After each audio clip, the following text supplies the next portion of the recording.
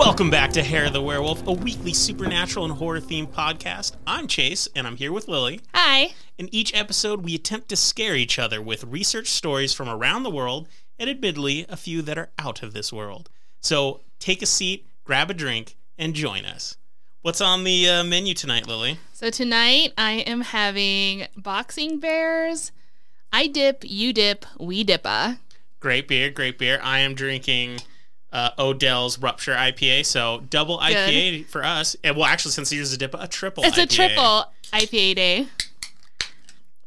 All right. So cheers. Cheers, everyone. I gotta say, before we do any other talking, I'm actually really excited about my episode tonight. It's a little bit weird, doing things a little bit untraditionally, but while I was working on it, I was really stoked, so I think it's going to be a good thing. I know, you kept telling me, I was like, this sounds so complicated already, but in a good way, like, because I can tell that you were trying to tell me without telling me. I had to change things, too. So. Yeah, and you're like, I had to rewrite it, and I'm like, okay, this is sounding very exciting for me. So if it doesn't work at the end of the episode, she's going to tell me it sucks, and you should also, you listeners, totally text or email me and tell me if it sucks as well, so I can... So you can go cry. back and just be like, we hate change. Yeah. Change is evil. So before we start, I should mention that last Wednesday, me and Lily went to see the new Jordan Peele movie, Nope. Yep. In theaters. We went to Flick's Brew House. We actually love that theater, even though it means we have to cross the river. And when we went, oh man, we were hit on 2 traffic jams. Oh, so and bad. The alternate route, which was faster, had a car accident that was slowing it down. But it still took us like 45 minutes just to cross the river. Yeah, so, I mean, we also decided this is the time to go, like, at 5 o'clock, when it's just, like, peak rush hour or whatever. We also wanted to go on Wednesday because Flicks has, I think it's, what, $5.25 for all movies. Doesn't matter if it's a brand new movie or not. Can't beat that, especially because you're already buying beer and food and might as well save money somewhere. So yeah, totally not bringing your own stuff. So don't worry, we're not going to give you any spoilers right now. We're just going to tell you a little bit about Nope. We are going to have an in-depth conversation about it at the end of the episode after all our stories that might have some spoilery material, you know, not spoiler heavy or anything. So if you want to avoid that, don't worry. You can listen to our episode and then we'll tell you when we're going to start talking about Nope again and you can stop it. No worries. But I do think we should at least tell you very quickly what we thought about the movie. Yeah. So how about you first? Well, I mean, just a very general analysis. I really like it. I mean, I really like his movies in general. So that already was going to have a higher caliber of storytelling and horror movie and just effects and like, yeah. I mean, I didn't expect anything bad. That's for sure. And it was not bad. It was actually really good. There was a lot of, I don't know what the movie terminologies might be, but there's a lot of mirroring going on as far as like events that had taken place in different times and the characters that were presented and what that meant. I don't know. It's just a really good, well-made movie, and I liked it. And this is Jordan Peele's 3rd movie, and I can say comfortably that all 3 of them very much feel like his movies. So if you are a Jordan Peele fan or you are a UFO kind of fan, I highly recommend this movie. I loved it. I thought it was great, and yeah, so I give it a big thumbs up. There's a lot more to talk about, but I think the more we talk about it, we kind of give stuff up. And just in case you're worried about that, don't listen to the end of the episode. And we'll warn you about it. But otherwise, we're going to stop right there, and we're going to go to our stories now, which I am pretty darn excited about. Do you want to go first? I mean, I don't know if that's... No. I think I should go last. You seem very hyped up right now. Okay. Yeah, I only had one note on here that the next movie we have to see is Black Phone. Oh, yeah. I really want to see that. I don't know if we have to see it in theaters. I don't think there's anything like... spectacularly, visually stimulating, There's always the risk at movie theaters that people are going to ruin it around you because there's the people who are kicking your chairs or they can't stop talking or anything like that. Yeah. So there's always a risk, so I always have to balance, is this movie something you have to see in theaters or not? And I'm not sure that one is. Right. So... okay, well. So what do you have for me today? So us, all of us. For all of us, I am going to talk about the Clark Air Force Base that is located on Luzon Island in Angeles City. It's considered to be one of the most haunted places in the Philippines. Interesting. Yeah. I've never even heard of it. Okay. Me either. It just when you said Angeles City, I was like, yeah, that can't be Los Angeles. It has to be something else. And it was. So. Right. It definitely was. Yeah. The only reason why I heard about this is because my page-a-day calendar told me about it. So I was really excited. Stories by calendar. Yeah. Stories by calendar. And first and foremost, I'm going to go into the history. It's a pretty important base. I wasn't aware is all. I assume it's a U.S. Air Force base. U.S. Air Force. Okay. Yeah, I kind of had back and forth history, but yeah. So in 1919, the base was established, and it was America's first airdrome west of Hawaii. The airbase continued to grow and was primarily used during World War II. After Pearl Harbor was attacked, there was a delay in their involvement, it sounds like, because the Philippine government was afraid of getting involved and having Japan attack them. Oh, absolutely. You know, they were like, I know you're here. They're a lot like, closer to Japan. Right. And I don't think that's unfounded. I'm pretty sure there was a lot of issues. There was. And so, but unfortunately, what ended up happening is that they were attacked anyway. Mm-hmm. And kind of happens. Yeah. And it was so unfortunate because they were actually loading two. So I don't know. The whole thing is unfortunate, right? War. But they were getting ready to attack Japan because they were loading B-17 with a bomb, and then a bomb was dropped, so it was like 2 bombs. Double bomb. Double bomb, dude. Like, so crazy. Now, after World War II, the base began reconstruction, including plans in building an official hospital. By 1964, there was a budget of $6 million, which with today's inflation would equal to $57 million. The main building is 4 stories tall, but it also has a basement where I guess there's more than one morgue, but a couple of morgues are down there. Wow, you need a lot of morgues. Yeah, well, there was a lot of death here. So I guess total that makes it like 5 levels at its tallest. Mm-hmm. But the building does also have like other wings where it's only 2-story tall building kind of that's attached. I mean, it's a really big structure. Totally. By 1966, it was on average treating 17,000 patients a month. It was no small potatoes. It was a really big thing at the time. What year was that? 1966. Okay. Yeah. So this was very important hospital at the time, especially during the Vietnam War. The base was also housing tent cities for over 2,000 people because of the Vietnam War, and also orphans. People who are like from Vietnam and everything. Displaced. That was the word I was looking for. Yeah. I was going to say dislocated. I was like, they're not a joint. Right. Okay, yeah. Now, by the 1980s, new buildings were being built, and the facility increased in size. For a while, it was America's largest base overseas and urbanized area. Wow. Yeah. It had a population of over 15,000 people that lived on site. It had a mall, department stores, a theater, hotel, mini golf, football stadium, softball field, its own broadcasting center, and even a zoo. So this was a massive place that made it very easy for residents to rarely leave. It was kind of like a little mini city, I guess. Yeah. Kind of like all the expat stuff that's in Europe, you know? Exactly. Little mini Americas, I guess. Very mini Americas. Yep. In 1991, the entire base had to shut down after the volcanic explosion of Mount Pinatubo because it covered 12 inches of ash everywhere. Wow. Since then, looters have completely stripped the hospital and left it in ruins. It seems like there were plans on rebuilding the base and the hospital itself, but I guess those plans fell through because the government refused to renew the lease due to unresolved terms. So wait, you're telling me, like, I get that they had to abandon because of the volcano, but yeah. I thought the assumption was they come back and clean it up, and so that was when it stopped being used? Right, so it stopped. Oh, wow. Yeah, and also, I guess, so the volcano won? The volcano won, and the government didn't want to renew the U.S. lease. I don't know what was going on at the time. Maybe it was already going to hell. I don't know. I mean, that's a really cool way, like, when you're telling the history of a place, like, it has been abandoned since the volcano erupted. You're like, ooh. I thought Pompeii was the only one who had that, but apparently we have a military base. We have a military base, too. Now, in 2012, the Philippine government agreed to allow the U.S. military to return to Clark Base, but I could not find any more information of any plans or reconstruction, which makes sense because I don't think the government would tell us. I don't know. Yeah, no. I'm not surprised. The only time we're going to hear about it is if there's a tax hike and they're like, it's to build the base. Yeah, it's like, oh, okay, thanks.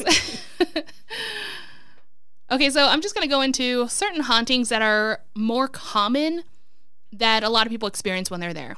So I have to ask real quick before you jump into those. Yes. So you were talking about how this was like at one point, the biggest airbase out there.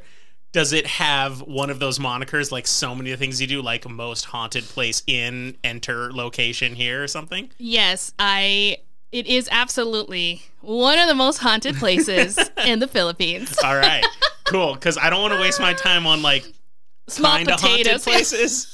It's like, yeah, this place is like got a couple demons. Yeah. But the place over there has like 40 demons. So let's go with like the 40 Okay, demon so what would you think is scarier? I mean, I feel like I already know the answer, but 40 real ghosts that like are in a building or 2 demons somewhere else? Like, well, but I have to be where those demons are? right, yeah. Like if you have to visit a house or a smaller structure but it has 2 demons, or you go to a hospital and it's like 40 ghosts. So you're trying to gauge how many demons per ghost I am scared of? I'm trying to find the ratio here. Like, yeah. If we assume that all the very scary things that we know about both demons and ghosts are generally accepted to be true, I am much more terrified of demons. Of the demons, okay. Although I will admit 40 ghosts is quite a lot of ghosts. So how many demons per ghost would scare you equally? You know what? You probably aren't wrong. I think right around 20 is a balance. So I would one say, demon, yeah, because if 20 ghosts said, per demon. The only time I think I would start considering hanging out at a place that has a demon in it over a place with ghosts, I think around 20 is when I'm going to be like, okay, if you start getting over 20, I might just do the one demon. Right, it's just getting a little and then I just excessive. I have, the squirt gun with holy water with me and absolutely and all that. But yeah. Let's Ryan Bergara this. No, that's assuming it. However, knowing who I am personally, I'm a little more wishy-washy on how much about ghosts I believe, but I am a little bit more believing in things like demonology. So it means in general, I just find demons to be scarier, and it might be because even though I consider myself a questioning skeptic, I do find demons a little bit more compelling. Oh yeah, because they're not, they're creatures that never walked the earth. There's like this whole mythology behind that, and everything that comes from them is evil. Where with ghost, you kind of get like the cool ghost every once in a while. They don't all hurt. Yeah, and a lot of ghosts, sometimes they're echoes or something or, like this. Right. And, yeah. And I've never heard of a cool demon. So I know. I mean, and there's a chance if I'm hanging out with either a demon or a ghost, the demon might be the thing from Paranormal Activity that drags me into the basement. And if it's a ghost, it might be Patrick Swayze. We might just have like weird pottery sex. A dance off. Yeah, it'll be great. So cool. There's always a better chance of ghosts. That's true. You have a play the odds. Better odds of having a good time. All right, tell me about some of the scary stuff. It's believed that there are many unkind spirits that are not welcoming at all in this building. All right. So much so that looters and homeless people rarely go there anymore. So many reports of, that came through, the government had to take measures and prohibit entry. One of the resident ghosts is an aviator who killed himself on the property, and this is the general base area. Sure. Okay. People have heard swing music playing during the early mornings in an area where an old canteen used to be. Nice. Yeah. That actually sounds pretty cool. Yeah, I'm like, I'll hang out with you. Sure. Many voices are often heard in the morgue. A common thing is to hear, "Help me," or "I don't want to die." They seem to be like very commonly heard. From the morgue? This one's from the morgue. Yeah, I think I went like somewhere different. So that would imply either the people hearing it aren't quite sure what morgues are and they're picturing this, or this wasn't really used as a morgue because people are supposed to already be dead before they're in a morgue. Okay, I know what you were going to say because absolutely, but sometimes like the spirits cling on to the body, which is why people think cemeteries are haunted, things like that. That's fair. Yeah. That's fair. I was just, for a second, I was like, really? Yeah, I was like, they didn't really do a morgue really well, did they? They were really bad at it. They're like, you know why you're here, right? Take him to the morgue. Wait, what? Wait, I'm still talking. Oh my gosh. In the airstrip, people often see apparitions floating around. Now, like ghost apparitions? Ghosts, sometimes shadowy figures, and I think that's because like that's where that bomb had hit. Kind of area, so they were thinking there were a lot of people who did die. But we're not talking orbs, right? No, well, not that I know of, but I'm sure there's orbs all over the place. They're everywhere. Everywhere there's dust, there's orbs. There is. So now I'm going to talk specifically about the hospital. Now, for obvious reasons, people believe that the hospital is more haunted, but basically because that would be where the bulk of death might have occurred. Of course. Yeah. Now, in the hospitals, so there were rumors, or rather already stories of hauntings in the hospital before it even shut down. Okay. So it was already going on. Yeah. People would hear doors open and close on their own, people screaming in agony, babies crying in the old pediatric ward, seeing floating apparitions of wounded soldiers or spirits dressed in all white. Objects are thrown at people, which is why a lot believe that they're not very nice. Hearing chains being dragged down a hallway. Figures are seen crouched down and peering behind pillars. Many who visit the hospital, it's common for them to experience terrible and intense nightmares for a whole week after. Many believe they're visions or moments from the hospital's terrible past. I mean, that would make sense. That kind of makes sense, yeah. So can I have a question? Yes. So you mentioned some of the things that they were hearing, and one of the things they hear is like chains dragging on the ground. And it kind of made me think that is something you commonly hear in horror movies. Very common. And I want to ask, do you think chains are scary? Because I don't, even in the slightest. So I think I would be pretty scared if I heard it disembodied. But isn't it just like because it's a noise as opposed to that specific noise? I think the idea is that there were some sort of restrainment or like torture that might have been associated with that person's death that is now walking around. And my guess isn't very happy. So it kind of just like freaks me out in that sense. But I wonder if it's because people have so little real regular experience with chains that their first thought might be restraints. But me, when I was a kid... What do you think? Well, when I was a kid, my bike lock for like a decade was a chain. Oh. And I'm someone looking for their bike? No, and I'm a millennial, so I had a chain wallet like through middle school and high school. Sure. And I had my keys on a chain for a few years in college because I had a habit of locking myself or locking my keys and things.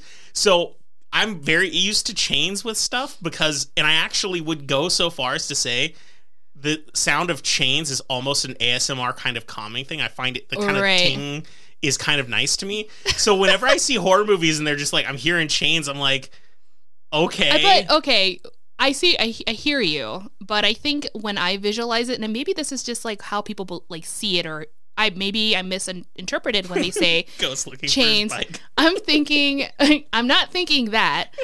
I'm thinking those heavy dungeon, like thick linked chains that they're dragging on the ground because they're on their body, like they can't take them off. Versus they're just swinging it around with their wallet. So essentially, the ghost from Christmas Carol, something like that. Marley who came to visit Scrooge. Exactly. Okay. I mean, I guess I can see that because he was covered in chains, but that was supposed to be like his punishment. And that's why they were so heavy. And maybe that's what a lot of people think too.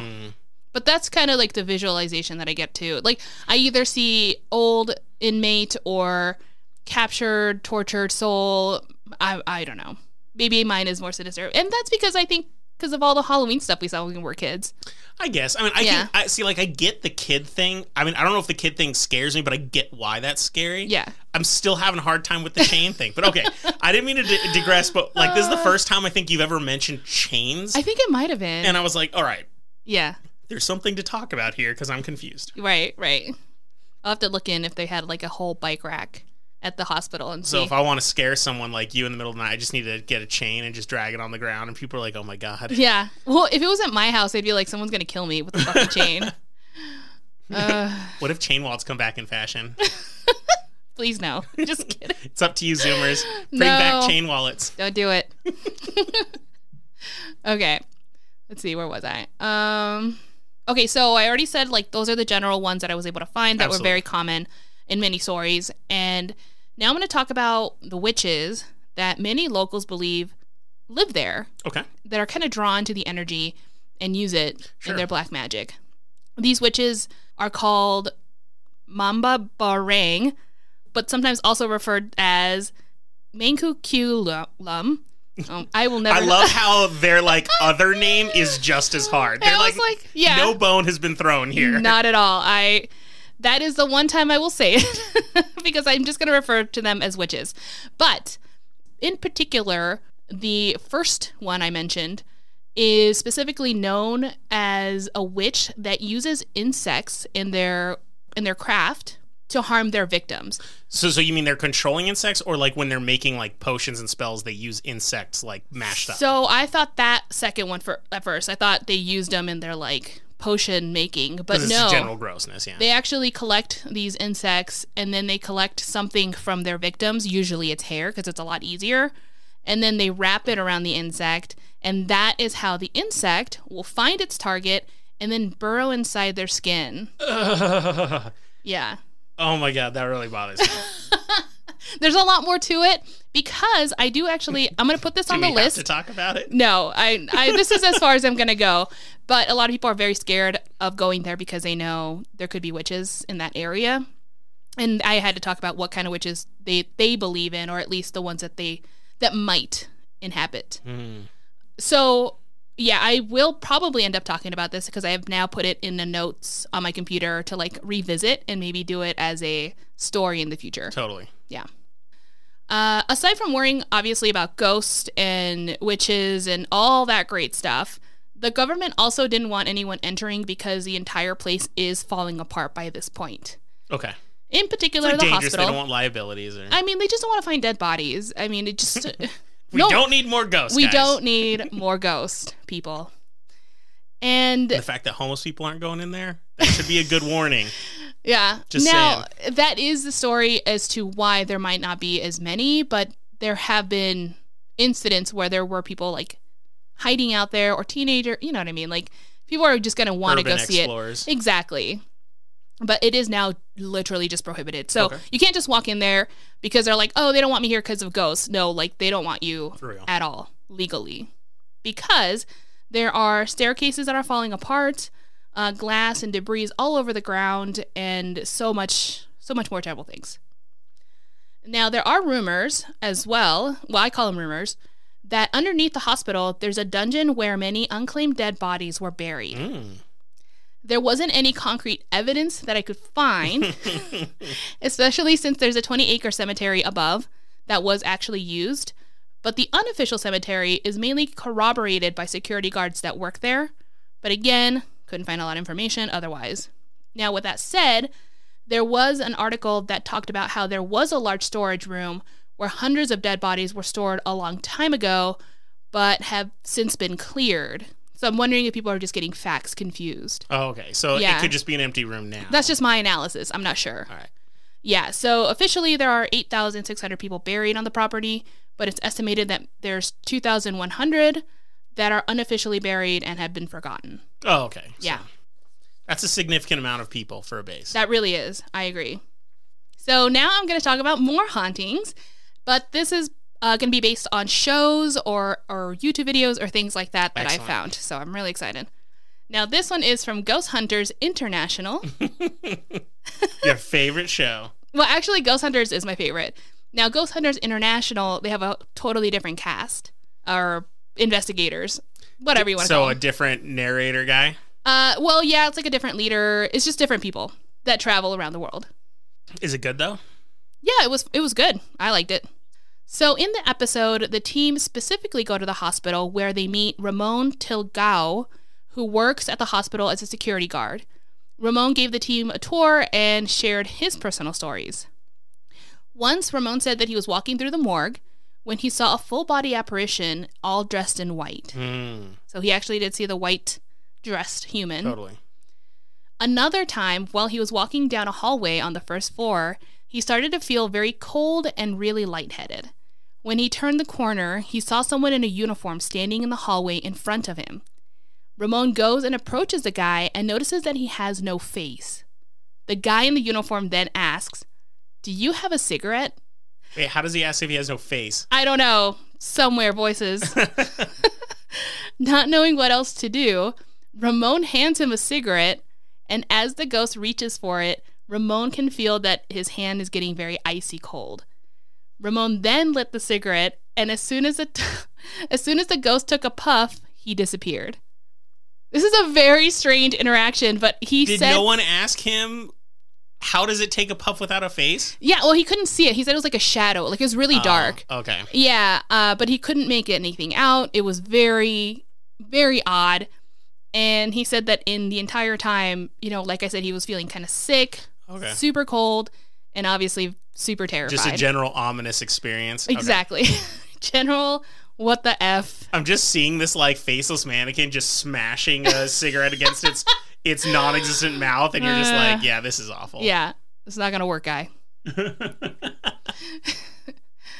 So now we're going to move on to Jerry Espinagan, another security guard that was interviewed, and he said that while he was patrolling the morgue, he started to hear babies cry. He checked every area but saw no one else around. And after that, he was like, I just went immediately to the guard house. I was not going to leave anymore because he really believed that the place was haunted. And I don't know if I think he didn't work there anymore when he was interviewed. Oh, okay. Now, Carlo David and Michael Tanola were former custodians at the base. They recounted that on a dark, rainy night, 3 of them were out cleaning the building. After a while, they noticed that a 4th guy joined the team and started cleaning. They didn't know who he was and just assumed he was new, but still found the situation very strange because they weren't told that there was going to be a new guy joining them. Sure. Michael noticed that the mysterious guy was turning his head left to right constantly. After a few moments, the other 3 guys stopped what they were doing to get a closer look at him, and at that very moment, the 4th guy stopped moving as well, almost like he was mimicking their movements. Weird. At this point, the guys were finally able to get a good look at the 4th guy's face, and were shocked to see that a skull was staring right back at them. Before anyone could react, the figure disappeared. Yeah, that's a good one. I like it. I like it. After getting all this information from their guides, the team set up their equipment and began their investigation. And this is what they found. 2 investigators, Barry and Rob, saw strange lights moving from the ceiling onto the ground that would then always be followed by footsteps. Meanwhile, 2 other investigators, Joe and Angela, were another part of the hospital. One of the investigators swore he saw a face peering into one of the old windows, but no longer had glass, so it couldn't have been a reflection. Later, Barry and Dustin were investigating the 2nd floor. Barry suddenly stopped walking and claimed that he saw a face appearing maybe 15 feet away. Now, this would have been before anyone knew that Joe was experiencing the same thing in a different location. Yeah. So these are kind of cool that they were happening at the same time. Simultaneous, yeah. Yeah. The 2 continued to hear weird noises and decided to follow the sound. The sounds ended up leading them into the basement. My favorite. They continued to hear some tapping sounds, but also a whooshing sound that sounded like someone would make with a broom. That's what it sounded like to me. Like a sweep? Yeah, like a sweep, but they said whooshing. I don't know. Now, they started to hear footsteps again, which they continued to follow, and ended up leading them outside through a broken wall. That's when Dustin saw someone standing behind a pillar. When they got closer, they couldn't see anyone anymore, but they also mentioned that they felt like the air had lifted and like everything got normal again. Another thing they realized was that they were standing in the exact location where many reported seeing a white apparition. So it kind of led them through this entire area and then finally to the place where people say, yeah, that's like the scariest area. That's where it is, yeah. On the ground floor, Brandy and Angela were doing an EVP session, and almost every time they asked something, they always heard a tap or a knocking in response. Now, with all the EVP findings, because you know how they do it at the end, like, this is what we found. And it's always just like some random groan, and they're like, I just heard him say my name and threaten to kill me. Yeah, exactly. Now, though one of the EVP findings was screaming, and I'm not gonna lie, did that actually one sound like screaming? It did. It was really, really creepy, and it was multiple voices too, and it sounded like it was in agony, you know. While Dustin was offering to leave, he said, I'm gonna leave a cigarette for a soldier. And in a deep, clear voice, you hear, I'll take it. Like, clear voice? I would say clear enough. Like, I can hear it. Okay. But it's not like how I said it just now. No professional microphones were provided. Yeah. Now, Rob asked, "We understand that you don't want to die," which was immediately responded with a long and pleading voice that said help, which did sound like help. Now, these were the highlights of the investigation. The episode itself is really fun. I do recommend people watching it. I had to pay $1.40 because I don't have the channel that it's streaming on normally. Totally. But anyway, I thought it was worth it. So, I mean, it sounds good, and I do want to see it because it sounds entertaining and everything. But I always, when it comes to these shows, you're always like thinking, how much are they doing this to make the show exciting? Like, how much of it's fake? Right. And so, part of me is always very, very doubtful. And you really do hear things, though, with them. Not always. I'm sure they do hear things, but yeah. I think if they're worried, man, this episode's going to be really dull, we haven't got anything, they're like, we got to spice this up a little bit. So, you never know. I guess you're right. I know. Now, when I first searched for videos on Clark Air Base on YouTube, one of the videos recommended was of Amy's crypt. Does that sound familiar? No, I'm just thinking of Amy's Baking Company, where that crazy woman, that like horrible human being made. No, this person's actually cool. Okay. No, I don't know Amy's crypt. Yeah. So I mentioned her a couple of times on the show, but the first time was on episode 3, which was a catacombs episode. Paris Catacombs. Oh, wait, no, this is starting to sound familiar. Okay. Yeah. She does a lot of paranormal investigations, and I was definitely happy to see that she went all the way to the Philippines to do this investigation. So I was curious because, I told you that no one's allowed on here. Sure. But I guess what she ended up doing is contacting a security guard who then worked with her and helped her get a permit. So you can get permits, it sounds like. Totally. But it also doesn't sound like it's easy. So, I don't know.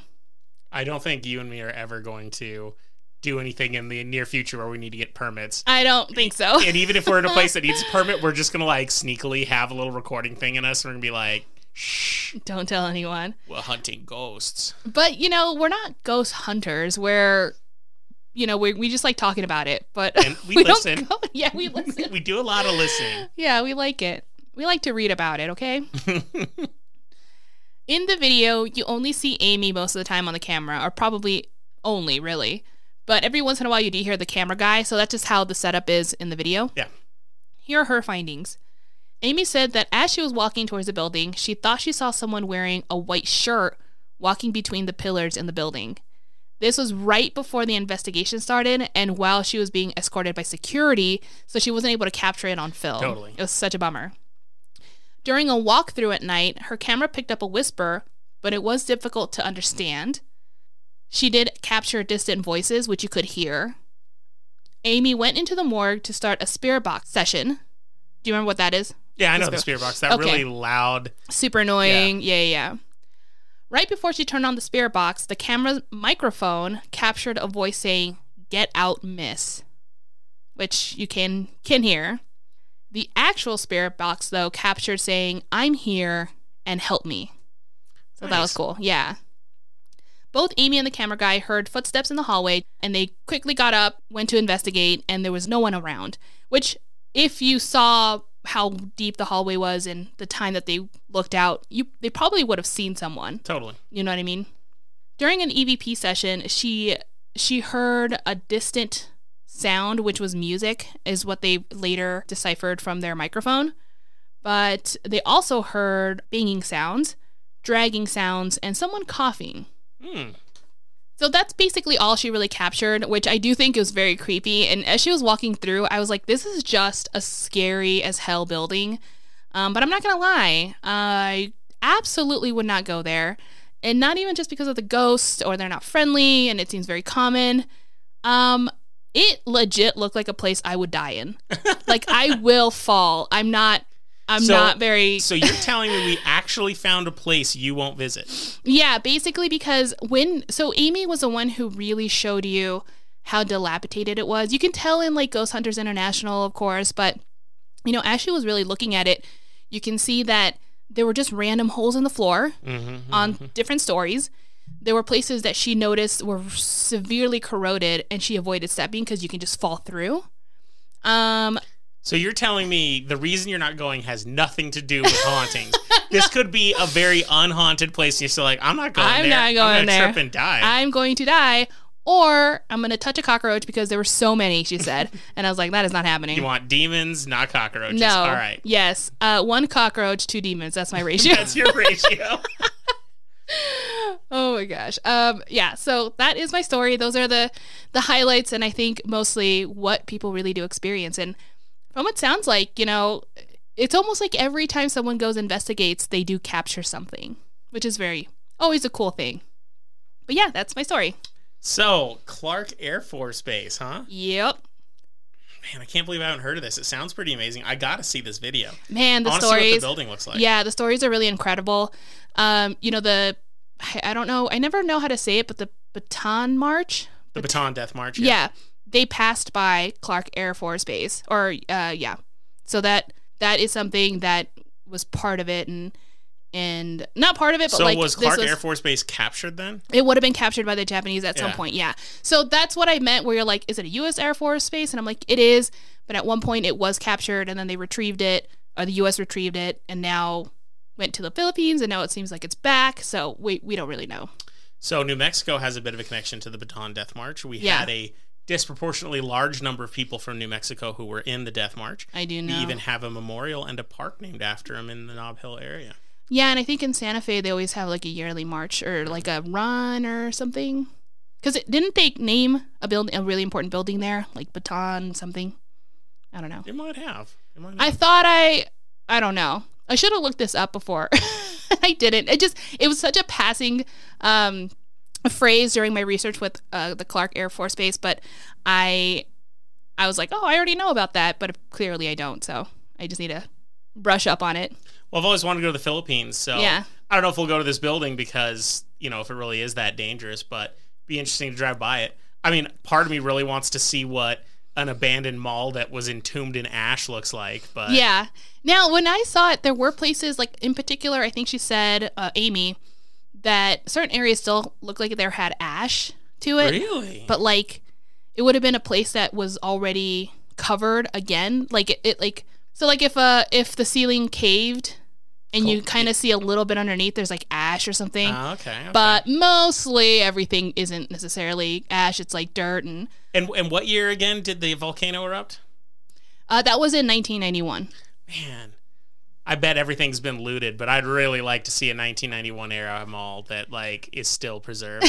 No, everything was looted. Like it was, a free for all. There was recently it popped up on Reddit. Some people they like tore a hole down in a mall that's going to be destroyed. Mm-hmm. And when they opened up the wall, there was a Wendy's. No, it was a Taco Bell. A Taco Bell. I don't remember, but it was something like that. There was a Taco Bell behind the wall that had somehow just been sealed in, and no one like knew about it. And it was like this perfect time capsule of an old Taco Bell. And I was like, so weird. That'd have been so amazing to walk into. How do you just wall in an entire restaurant? I don't know how. I have no idea how that works. It has become apparent to me in my experience living in a big city that's had malls closed, destroyed.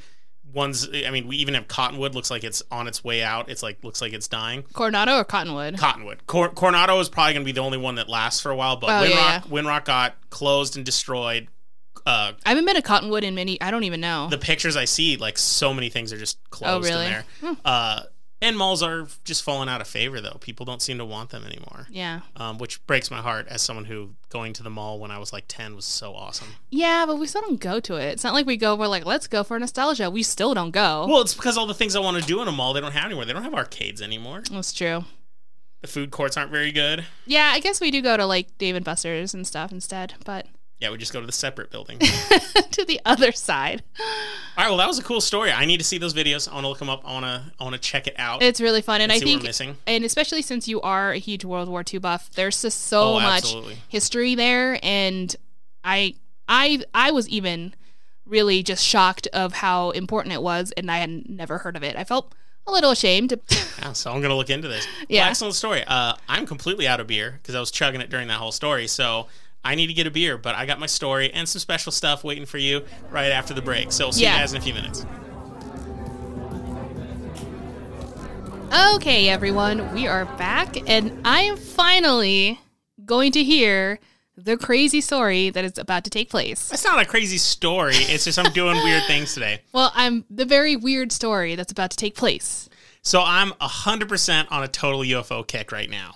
Seeing Nope just really pushed it into overdrive. Oh, yeah. But I was already there.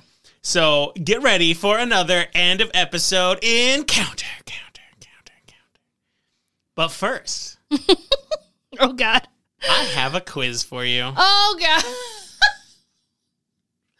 Oh, I understand now. It is only 3 questions. Okay. If you get the majority wrong, that's 2 or more wrong, Sure. you have to take a shot. Ooh. But if you get the majority right, I will take the shot. Ah, I see. Which is very lucky because we have like no liquor left in our house. We had just barely any of this nasty Captain Morgan, the worst liquor ever invented by humans. I was about to say, where's the punishment? But now I hear it. And we had enough for a shot. Ugh. And so it's waiting in our beautiful themed Hair of the Werewolf shot glass. So I'm going to put it right here in the middle of the table. Perfect. To look at it. Perfect. These aren't easy. Ah, shit. These are very hard. Okay. Well, let's do this. So there's an organization called NUFORC, which stands for the National UFO Reporting Center. Okay. They've been around since 1974. They have a 24/7 hotline that allows people to call and report any UFOs that they may have seen. And they try, as long as it doesn't seem like a bunk call, to, follow up, interview, things like that. Mm-hmm. Well, have you ever heard of the website Stacker? I don't know. No. It's a really big website. They do news stories, I guess, and lots of like media and editorial and stuff like. They're just a big website. Okay. I am neither saying they're good nor bad, but I did use them for this. Okay. Stacker analyzed the data from NUFORC's 24/7 hotline and used it to compile a ranking of how many UFO reports came from each state. Okay. So your first question is, and you have a 1 in 50 here. Okay. What state had the most UFO reports? Oh, Jesus. If you're really struggling, I can give you some hints. Okay. I just have a feeling it's Arizona, but it could be somewhere. Oh, gosh. It's going to be somewhere that I just did not expect. Let me just tell you, Okay. I did not expect this either. Okay. But it's not shocking, but it's not one that I would have put in the top 5. Oh, really? Okay. But I guess I'm not that shocked. But you're also not that shocked? Because I guarantee one of us has covered a story from this state since we've started the show for sure. Oh, okay. So, but we've covered a lot of states. I'm gonna say California. That's wrong. Oh, I figure California's not even in the top 10. Damn. Well, see, I didn't think it would be, but you said it. I wouldn't think so, and you didn't think so. So they measured this based on per capita. So it's how many reports per capita is how they decided it. And so this one came to the top at 100 reports per 100,000 people. Yeah. Meaning a 0.1% of the state's population has reported a UFO. That's a lot of people. That is. It's Washington State. Oh my God. That did pop into my mind. I was like, oh, the Pacific Northwest, like maybe there. But then I was like, no, that's more Bigfoot than anything. I don't know. But yeah, so Washington State. Yeah. One of the states that neither you nor me have been to. Right? Yeah. We want to get up there. Everyone seems to go there and tell us how amazing it is. So we gotta gotta get in on that before the end of the world, right? That is correct. Now this next one, I'm going to make it easier. I like to point out you don't even give multiple choice, which is very difficult. I want these to be hard. We're talking about a shot. Apparently, I've been very lenient with you in the past. You have been, but this next one I actually am going easy on you because I'm giving you. So the last question you had a 1 in 50. Technically 1 in 51 because the stacker also listed Washington, D.C., but that was number 51. I wasn't going to count that. This next one is easier. Mm-hmm. With a give and take margin of 4, which position was New Mexico in this list? So I'm allowing you to be off by 4, either under or over. So that's giving you a 9-state range, which is pretty good. Okay. I'm going to say 12. You're within the range. Hey! So you got that right. We're number 9. Oh, okay. I was like, it can't be too far. It can't be in the 15, like nowhere past 15 for sure. And so we're not a 10th of percent like Washington. We're 0.079%. So we're just barely less than them. Okay. We're number 9, so you got it because you had a range of 5 to 13. Arizona that you mentioned earlier was number 10. Oh, really? Because I think people are curious, I'm going to give the top 10 here.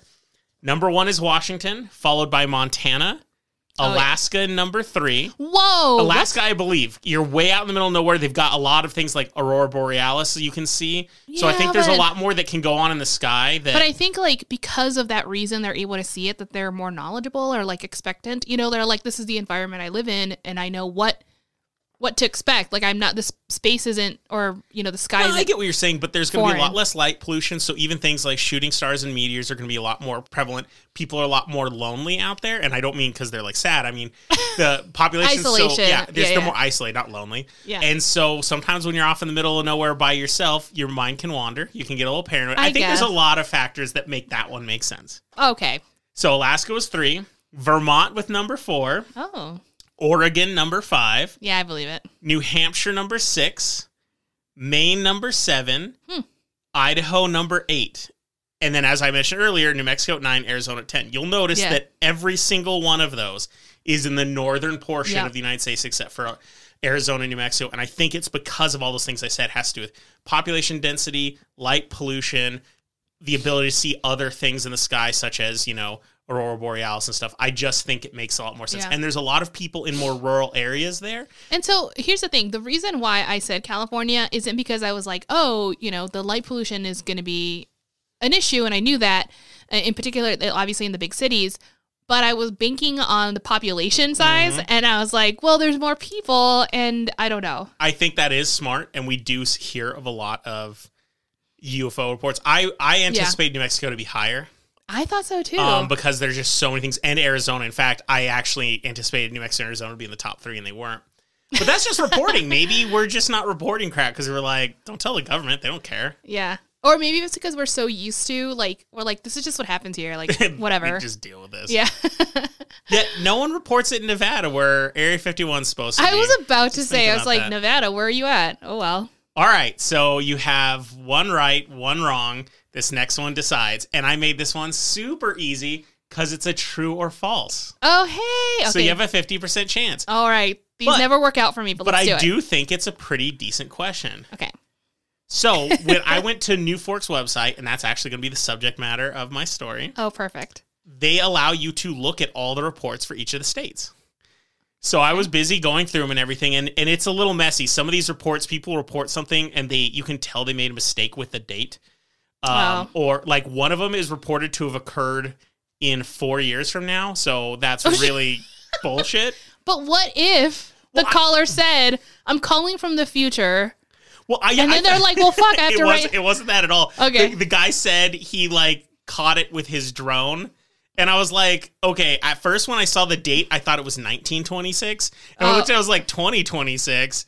And it was reported last year, and I'm like, what the heck is happening? So anyway, I had to go through a lot of these to kind of find what looked like a legitimate report or not. So only looking at legitimate things. Here is your final question, your true or false. Let's do this. The first report on NUFORC's database in New Mexico. The first? Yeah, the earliest one for the NUFORC. Okay, here we go. It wasn't the first one reported, but it's the one that was reported to have taken place at the earliest point. Okay. Does it predate Roswell? The Roswell incident. And I will, just to make it even easier, the Roswell incident was in 1947. Okay, yeah. And it will be a future episode, I promise. I've said it before, and I'm actually thinking about doing it soon. But I'm just saying, are there any reports before that? Because a lot of people consider Roswell the start of the UFO fear mania in the United States. Exactly. So that's why I think this is an interesting question. I'm going to say, does it predate? No, false. You are wrong. Oh, shit. No. It is true because the earliest report, there's actually like 5 reports before 1947. Okay. Most of them are from Roswell. Oh, wow. Okay. But there is one. It wasn't reported until very recently, and I'm actually going to talk about this one. But it was supposed to have taken place in 1944 during World War II. Okay. Before even any of our parents were born, in Clovis, New Mexico. Okay, let's do this. All right, so you got the majority wrong. So there's a sexy little rum shot. Normally, I'd be excited if it weren't the captain. I kind of hope we never buy this liquor again. I think at one point I truly believed I can drink any kind of rum and be like, fuck it, it's rum, it's gonna be good. This is the only rum I've recently discovered I just don't like. It's really, really extra sweet, but it's so sweet. But not you in can a tell good it's way. hiding something really funky in the back. Exactly. It's like covering yourself in perfume when you know you just worked out and haven't showered in 2 days. Like, Or that's what this is. People spraying the air after they use the bathroom. You're like, ugh. It's like that. This is weird. Captain Morgan tastes like a bathroom that's been sprayed. Like smells. old poo. Yeah. All right, let's do this. We will never be sponsored by Captain Morgan. Damn it. Holy moly. I totally chased it with my dip up because there's no way I was going to do that raw. All right, now I totally have a surprise. So I lied to you earlier. Oh my God. So there was actually my 2 God. shots left, and That I had a second shot that I put on the bookshelf, and Lily, eagle-eyed, I should have known she can spot alcohol a mile away. It's like First of her all, superpower. it's right behind your head. Like, I can see it. Like, I know, but I next just to didn't your- think you'd think about it. It's on a shelf filled with other horror-themed things, and Okay. it's a tiki Jason from shot Friday glass. the 13th. Yeah. So here's the thing. I know for a fact that the last time we drank out of that was after brewing. We were out in the living room. And so I was like, why is it in here? Are we trying to like decorate this place with shot glasses now? It's because there was exactly 2 shots left. Perfect. And I decided to myself that if she won and I took the shot, I was going to make her take the other one anyway. And then I was going to decide how I felt that if she lost and took the shot, if I was either jealous because she got to have a shot or if I was like going to double the punishment. And I'm feeling jealous, so I'm going to take the shot. Oh, hey-o. So, but she's got to choose Welcome me. So to the I'm suffering. I'm doing a nasty shot. Okay, I'm actually happy about that. So everyone at home, if you're drinking, it means you have to take a shot too. Drink responsibly. All right, so I should have remembered you cannot put alcohol in eye shot of Lily. She will cannot. notice it, I even will. if she doesn't know there's liquor in it. Look at that shot glass. like, Where? what is 3 miles down the road, right there. Let's go get it. we must investigate. Like a bloodhound for liquor. Yeah. Watch out, guys. Close your cabinets. I'm coming. All right, so now to my stories. And that last story, the reason my format is very different today is I don't actually have like a combined story. I just decided I was going to read you some of the entries from this database because I thought they were interesting. Hey, yeah. So, I've been looking through the data on the NUFORC website, reading the reports, and if I'm being honest, many of them just really aren't worth paying attention to. Some of them are just absolute That's fair. crap. But some of them are interesting. You know, the bad ones, it tends to be because they're so brief, they're super vague, and it's just like, look, someone could have made this up, they could have made it up. There's really nothing here to pay much attention to. Okay. It's almost like, I guess if you have 300 reports that are all the same, then it kind of matters, but when it's just on its own, you're like, it's really not worth my time. Yeah. But some were interesting, and I actually found this one kind of interesting, so I wanted to talk about it. So this allegedly occurred on April 2nd, 1944, probably around 11 in the morning, but it wasn't reported until March of 2005. Okay. So that's a long ways away, and it is reported by the person who saw it. So okay, so they're just saying like back, blah, blah, blah, I'm ready to talk about it kind of situation. well, that's it, or people didn't know they had this ability to report it. Sure. And so it was kind of like okay. the time they found out, I can do it, I should do it. Like who would listen and then and maybe some people, it's like been bothering them for a while and they figured there's a lot of reasons. When you read them, you can get a lot of different vibes from it. Okay. A lot of them are recent. And as you can expect, the more current we get, you see a lot more reports. There's a lot more reports in each year. Actually, these are broken down by month, but there's a lot more reports per month in the last 10 years than there were in like the 60s. Sure. However, bizarrely enough, and I almost made this a quiz question, but I didn't. June of 1975 and 1976 have massively more views than the entire decade before or after.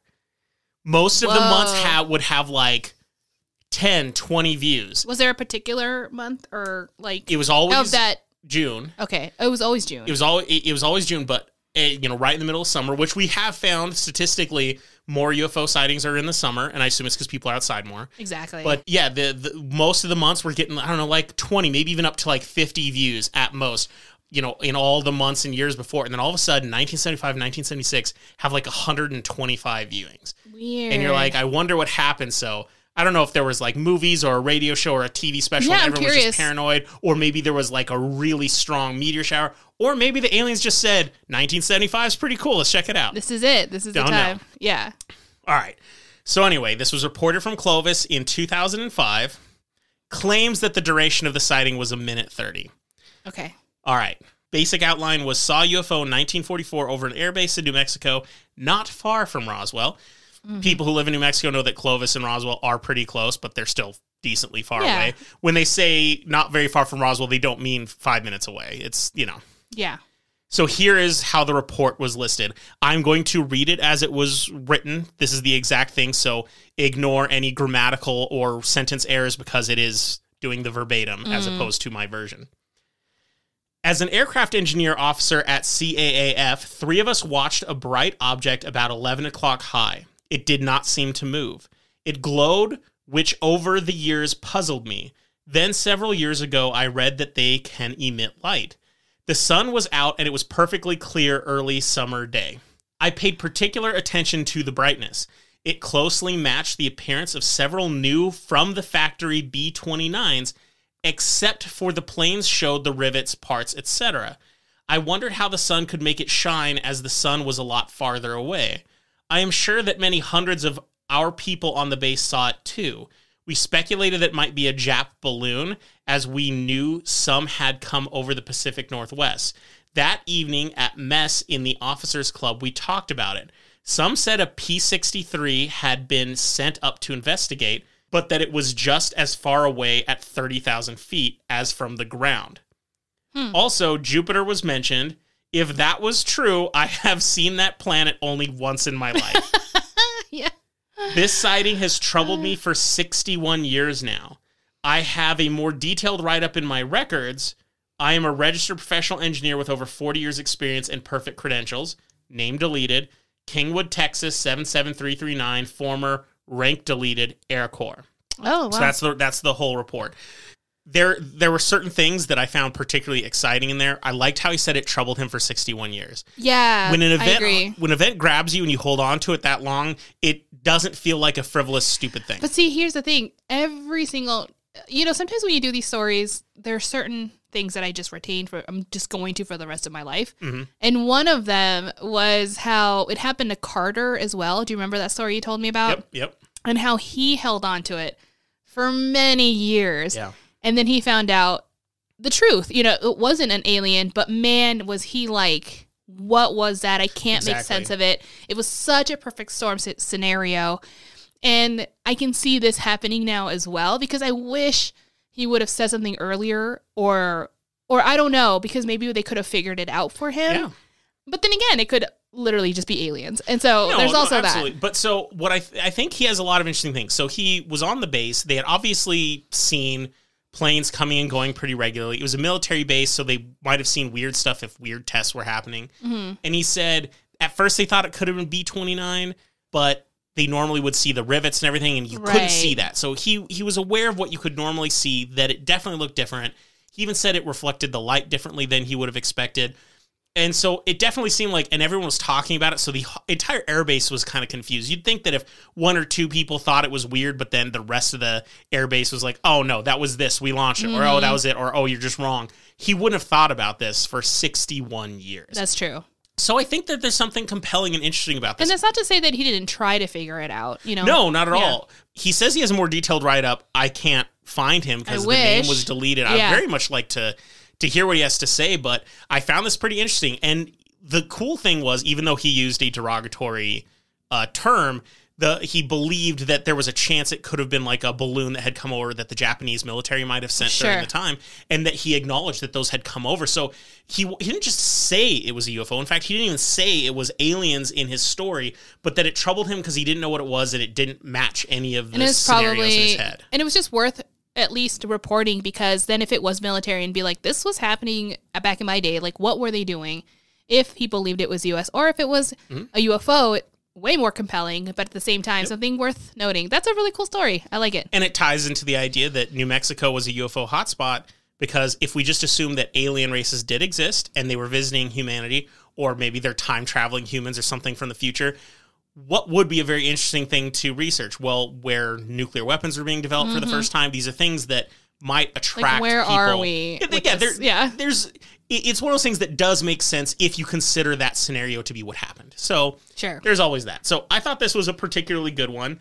But anyway, so that was the story that predated Roswell that was on there.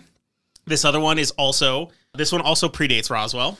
This one's really good. I liked this one because it kind of feels like the beginning of a Spielberg movie from like the 80s. Love it. It's a little goofy, but it's fun. So this one occurred on December 15th, 1945 at like 2 a.m. It was reported in 2002. This one took place in Roswell. They claimed the shape they saw was a spherical. It was for about a minute, and that there was an aura or haze around the object. This is all stuff that's put at the top of the listing, so I'm just reading it as you get it. They also wrote as a question, were aliens looking for their dead? So here's the story. Yeah. Once again, ignore grammar, sentence problems. I'm reading it verbatim. I was laying on my bed and was looking out the window. I saw what I thought was a shooting star. Meteor, didn't know the proper name then. I was about 10 years old. It was moving very slowly, which I thought was unusual. Before I knew it, I realized it was not a meteor, but a sphere, and it was descending above the house across the street. It was bright, but did not give off a whole lot of light. It moved very slowly and hovered at the porch of our neighbor's house. I ran across the room to wake up my sisters to look at it. When I reached their bed, my older sister was kneeling on her bed and looking out the window. I told her, "Do you see that?" She said, "Yes," and it took off real fast. I looked to where it was, and it was already gone. Oh, that's awesome. We never told anyone or discussed it. I don't think we even remembered the next day until we were adults, and we talked about it then. I thought I would tell our story before we are both gone, and neither of us is here to tell it and back each other up. Right. Also visited Roswell a few years back, and my brother-in-law told me he had seen a sphere by the cemetery and described it the same as what my sister and I had seen. I told him I had seen a similar object when I was a kid. He was grateful for me telling him that because he thought he was seeing things that were not real. Yeah. And that's the story. So I think this is interesting because... It sounds like an orb. Just kidding. Well, the thing that I found interesting is he said he ran to go see if his sisters could see it, but they were also already awake. So it makes me wonder if there was something that made... Because these are kids, 2 a.m. in like the 40s. That's weird. They're not sitting watching TV or on their phone. Like, no, they had a hard day. Yeah, I do think it's pretty interesting that they both seem to have saw it. I'd say, considering that these kids were like 10-ish or so, probably around the age, it's really easy to dismiss the story and just be like, oh, it could have been fantasy or misremembering or something. You know how sometimes kids, their stories can over time corroborate, but they even tried to say in there they didn't really talk about it until they were adults. Right. And that's actually like not even a super weird concept for me, because like I've noticed that a lot of times with children or just my experience, because once I was a child as well, that you don't really talk about things that really bothered you when you were a kid, sure. And only because you didn't know how to process them. And you didn't think that talking about it was going to make it better. You were just scared of it. And there's also this I don't know what the emotion would be, but like this idea that adults just won't believe you because you're young, you're a kid, and they don't believe you on the stuff that is true half the time, like things that isn't out of the realm, out of this universe. Sure. And to say, I saw a UFO, they'd be like, oh, why would you tell anyone? So this is, I always love hearing these childhood stories about them seeing things, because I'm like, I'm here for it, man. I believe you.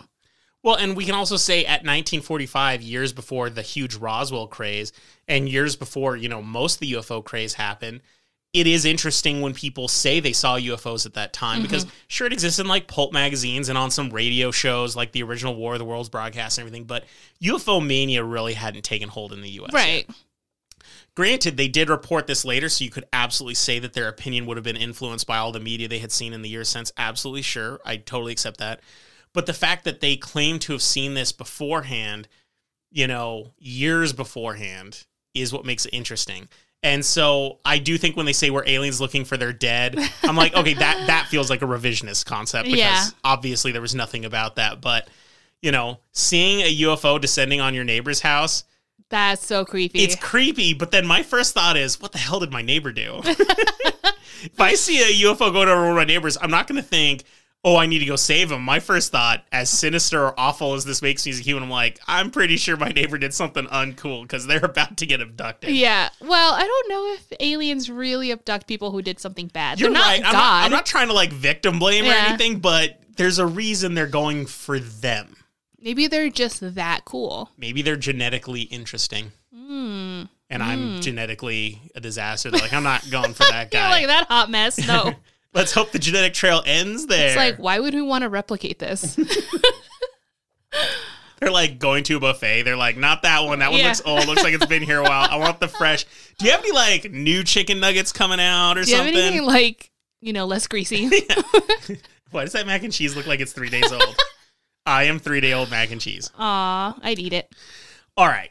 So the next one I found to be actually quite amusing. So I don't know if it's a good story, but I thought it was quite funny. This one took place in 1947, so the same year as Roswell, in June 1st, 1947. It wasn't reported until 2013, but this wasn't in Roswell. This was nowhere near Roswell. This was in Espanola. They claimed that it was seen for 5 minutes. Aliens were seen. No. And what? that the UFO was circular shaped. And they so say... circular, like another sphere? Well, or like this says saucer-shaped object about 10 feet in diameter. Okay. So, so once again, the story verbatim. In 1947, 2 female school teachers were driving home one early evening when they noticed a circular saucer-shaped craft about 10 feet in diameter resting on the ground about 150 feet from the road. 4 little people about 4 feet tall in overalls were milling around the strange craft. The 2 women were totally ignored by them. As the 2 women drove slowly by, they looked back to see the little people vanish into the craft and zoom out of sight. This event was told to the daughter of one of the school teachers. The daughter, now in her late 80s, told this writer the story. The writer of this encounter thought it would be of interest to your organization. Thank you. All right, so I'm just going to point out my favorite part about the story, which is the overalls. Obviously. So, okay, I get it. Overalls, why would they do that?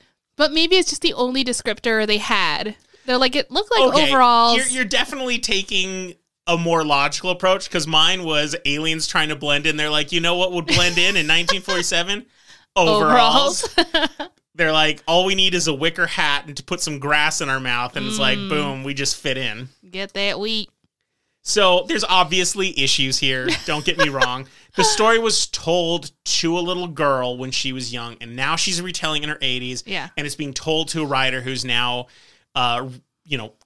converting it to a written thing. So there's a game of telephone here. Possibly, you're losing something with every step, obviously. So, I'd be more interested in hearing the story directly from the teachers. I still can't get out of my head this sight of like 2 teachers in a car just driving by slowly, just staring out the corner of their eyes at these like 4 aliens in overalls working on their car. They're like, they'll never suspect I have overalls. Yeah, no, exactly. It was absolutely weird. So what should we say?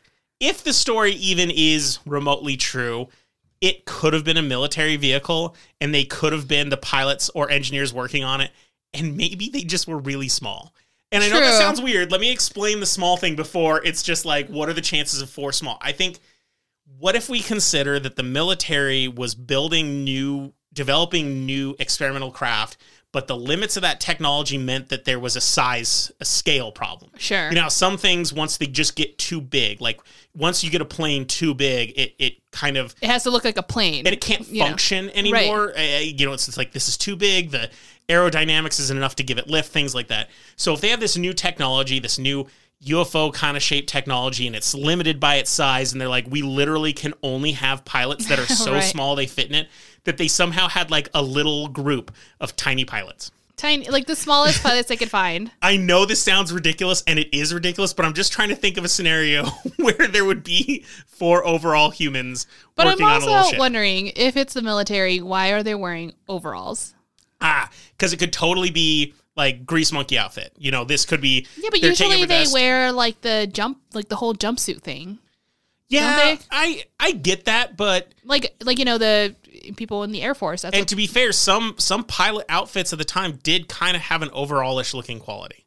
Oh, did they? Yeah, and so I'm just saying, I'm just trying to think of a scenario that, what if this was a small craft and they only had the tiniest pilots they had on staff flying because they're the only ones who could fit in. I know this is ridiculous, but just imagine the tiny pilot battalion. Ridiculous. I mean, there's sports that we currently have that the smaller you are, the better. Yeah, like horse jockeys. Horse jockeys, like yeah, exactly. So these were UFO jockeys. Yes, exactly. That's what I'm going to say. So the teeny tiny pilot. It's kind of like how back in the day, I was very immoral, but they used children to do chimney sweeping. Right. So that's what we're doing. I'm just hoping the military didn't have children flying these planes and having to do the Oh, maintenance. no. All we have is 2 teacher ladies giving the stink eye to 4 tiny people who had a flat tire. I would also say that there's no reason to not believe. I mean, I know it's of its time, so maybe not. But maybe they were women, and they were, like, just smaller in stature. True. And they looked strange to other people who wouldn't normally have seen women pilots or True. anything like that. I'm just going to throw it out there, you know. Well, and if they're pilots, they might have been wearing headgear that made them look less humanoid. Right. They're like, that's a large head. How many pilots in pilot gear had people seen by the 40s? You know, people in the military obviously had, but... Well, anyway, so those were the stories that I, at least in my brief looking through the reports, found were interesting for New Mexico. I like it. The reports I had the most problems with are the ones that seem to lack a lot of pertinent information and often have incredibly bad spelling and grammar. One report... No, but the thing is, like, I get misspelling, but, like, if they can't even... If it stops even feeling like English, I'm like... You can't even convey your thoughts. But maybe they're bad at English. Or what if... Okay, so is this only like a U.S. reporting thing? Or is it like a worldwide? Like you can just submit something anywhere? The reports I found are just for the U.S. states. Okay. And of course, you have people who don't speak English. I totally get it. The one I'm about to talk to, though, there's no information to imply ethnicity, race, or anything like that. So I can totally imagine... If it was, but it doesn't just end there. Those are problems, but the rest of the description has a lot of issues that aren't a language barrier problem. Okay. Well, I'm ready for it. Let's do it. One report of an alleged crashed UFO in San Antonio, New Mexico. The report was in all caps and lacked any punctuation, and even spaces were missing. A lot of words were just 2 words together. Maybe they were very excited. They were yelling. Yeah. They claimed that the metallic object crashed into the ground and buried itself. They were able to accurately assure that the object was 28 feet long, 14 feet high. Very exact. Yet, the report kind of also implied that they actually physically went up to the UFO. Like, they were able to go up to it. Okay. The structure is detailed strongly with what it's made of, its colors, its exact dimensions. But they don't say anything else. They don't say what their interaction was. They don't say, oh, we went and touched it. Oh, we tried to find a door. Oh, we did this. They didn't say anything about noises. They also couldn't say where it was. They said New Mexico, but they couldn't say where, except near San Antonio, New Mexico. So they couldn't say it was 10 miles out. There's no information about that. They also didn't say, so this thing had crash landed and been buried. They didn't say, oh, it disappeared a day later, or we tried to move it, or it flew away. They give none of that information. This report is just very specifically telling us how wide and tall and round and metallic this object was.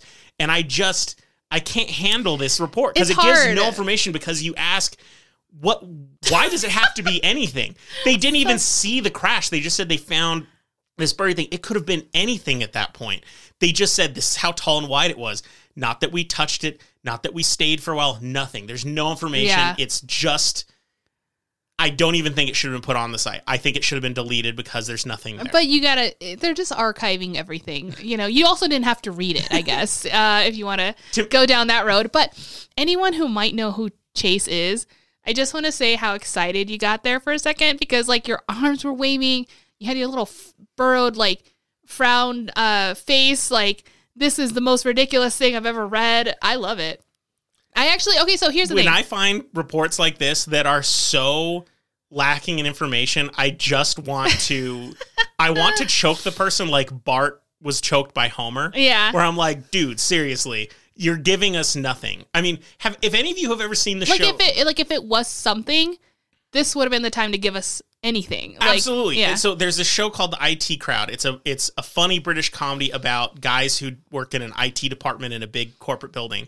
And there's one scene where this very grotesque person comes down looking for one of the IT departments, comes in, can't even handle language and goes, "Where Roy?" And they're like, "He's not here right now." It's like, "What can I help you with?" And she just sits there and she goes, "Email." you're like, "Oh God, I don't want to deal with this." It's like, yeah. It's just one of those moments where this report is just not worth writing down. It's if you can't give me the information, I don't want it. No, you're right. And I get it. It's frustrating because it just leaves an open wound and you're like, nothing was resolved. In fact, this is not helping the cause almost as well. Well, and I would also argue that if you feel that this short little multi-sentence, it was only like 5 sentences or something, 6 sentences, bad sentences, by the way, but it's only 6 sentences. If this whole massive thing happened and you only have 6 sentences to use, and this is the only information you can give me, that's all you give me, I really don't even think that I want to pay attention to your opinion. Yeah. Because if this is all that you think was important to tell me, it really makes me question your judgment in general. And I assume there's no like character limit. This isn't back in the day. No, where... I mean, this was the shortest entry I've seen on there. And, okay. And I'm like, And what was this reported? Seen and reported. Yeah, this was seen and reported. I didn't write down the date. I think this one was pretty recent. Okay. No, that's fine. So that means like, I'm just thinking like maybe the website itself or whatever maybe did at one point have a character limit. A lot of websites had stuff like that. But so if it was recent, I'm sure that wasn't the issue. Well, yeah, I'd say that since the one that was reported in 2005 was incredibly long, my assumption is right. You'd say that a lot of people in the recent time, the character limit probably wasn't an issue. And some of these would have been reported by phone, and over phone, the people would have typed them down differently for them. Yeah. So I have a feeling this one was user submitted. Yeah. And this person's report is just, like, you know what I mean, right? Yeah, absolutely. But anyway, so those are some of the reports. I am going to research more of these, talk more about them. You can totally go to the website and check them out for yourself if you're interested. Exciting. But now it's time for the next weird part of what I'm going to do today. Oh my. I think I want to change tracks a little bit and talk about aliens and UFOs from a completely different perspective. All of these stories are exciting and interesting, but there's always a considerable amount of doubt with any of them. There has never been incontestable proof that aliens exist or that they have been on Earth. And we have lots of stories, and plenty are convincing to a large number of people. Like, that's absolutely true. I'm not saying they don't exist, but no one out there can say we have incontestable proof of this. They all have to be like, I believe this or I don't believe this, and that's fine. But as far as we know. But when you consider this, I think it's important for us to discuss the skeptical side, because there are some very interesting concepts and theories that are really worth thinking about. If you're like me and you find the idea of just space and the universe exciting, it's exciting even if we're not considering that a UFO may have been on Earth. It's exciting in a grander scheme of things. Yeah. And sometimes the most skeptical points of views kind of focus on that. And so for this next bit, we need to approach the idea that aliens have not visited the Earth. Just assume for this next part that they haven't. There was a movie that came out in the 90s called Contact with Jodie Foster and Matthew McConaughey. Oh, yes. It was based on Carl Sagan's book of the same name. It's an amazing movie. I recommend it to anyone who hasn't seen it. It's freaking phenomenal. It is probably the most realistic portrayal of what first contact could be like in a real-world scenario. There's this one scene... It's very Arrival-y, like where they choose someone that might be able to, like... communicate with an alien race. Yeah. So I still remember a very specific speech in the movie, or a conversation in the movie. I remember it so well. So I'm gonna convey it to you guys because I think it's important for this scene. It was between Jodie Foster and Matthew McConaughey's character, and Jodie Foster says, "There are 400 billion stars out there just in our galaxy alone. If only 1 out of 1 million of those had planets, all right, and if just 1 out of 1 million of those had life." And if just 1 out of 1 million of those had intelligent life, there would be literally millions of civilizations out there. To which Matthew McConaughey replies, well, if there wasn't, it would be an awful waste of space. Mm-hmm. It's an amazing thing because they're kind of conveying the scale of things, saying if we make it as rare as you can just imagine, there would still be... Like people say, 1 in a million, like that's supposed to be rare. But it's 1 in a million of a million of a million. Yeah. And even with that, there would still statistically be millions of civilizations out there. This line reflects Carl Sagan's general view of life in the universe, sometimes called the principle of mediocrity. It is a theory that suggests that the specifics of planet Earth and its location in the universe is incredibly common, mundane even, and that there is nothing exceptional about our situation, which would imply that life forming on other planets would be pretty commonplace. And that's a pretty amazing thought. As wonderful as it is, many scientists and experts have their doubts. According to Wikipedia, in the summer of 1950, several famous physicists were having a conversation on their way to lunch. They were discussing recent UFO reports, as well as theories about faster-than-light travel. At some point in the conversation, Enrico Fermi allegedly asks, "But where is everybody?" This very question has gone down in history as the Fermi paradox. Using Wikipedia's clean and simple explanation, the Fermi paradox says, within the Milky Way galaxy alone, there are billions of stars similar to our own sun. Statistically, it can be assumed that there would be several Earth-like planets in the habitable zone amongst these billions. Since many of these are older than our sun, intelligent life would be very likely to have developed many millions of years ago. Right. Within those millions of years, it would be likely for those civilizations to have traveled the galaxy. Yet we have zero evidence to suggest this is true. Now, there's a lot of theories that have been posed to explain why this is, and a lot of them totally allow for or encourage the existence of aliens.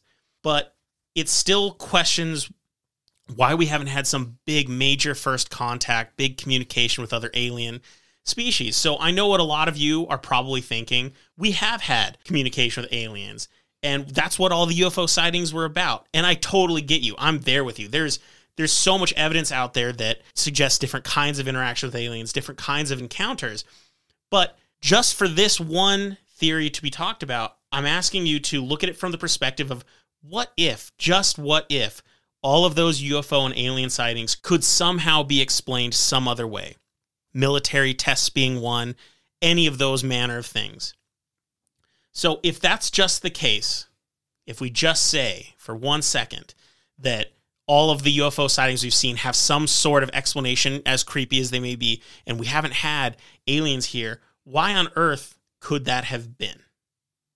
So I want to talk about one specific theory today, and maybe at some point in the future I can talk about the other theories, the ones that are, super forward and loving of other galactic civilizations and all those really exciting ones, the kind that science fiction just loves because they're just so exciting. So it's like hearing about aliens without thinking aliens in the way we've learned through media and stuff like that. Okay. Exactly.